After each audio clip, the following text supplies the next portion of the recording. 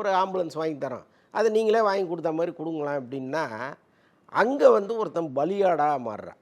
இப்போ அதுதான் இதில் நடந்ததாக நான் நினைக்கிறேன். ஏன்னா பாலாவை பொறுத்தளவுக்கு அப்படி ஒரு பெரிய சமூகத்தில் ஒரு பெரிய குற்றவாளியெல்லாம் இதுக்கு முன்னாடியும் நம்ம பார்த்ததில்ல, இதுக்கு பின்னாடியும் பார்க்க போகிறதில்ல. ஏன்னா இப்போ இவர் செய்த குற்றம்ங்கிறது அந்த எஃப்சி பண்ணப்படாத பழைய காயலாங்கடையில் இருக்கிற ஒரு 30 வருடத்திற்கு முன்பு உள்ள ஒரு வாகனத்தை கொடுத்தது தான். இப்போ இந்த வாகனத்தை கொடுத்து இதில் பெரிய ஆபத்து ஏற்பட்டால் என்னங்கிற கேள்வியெல்லாம் உமாபதி கேட்குறாரு.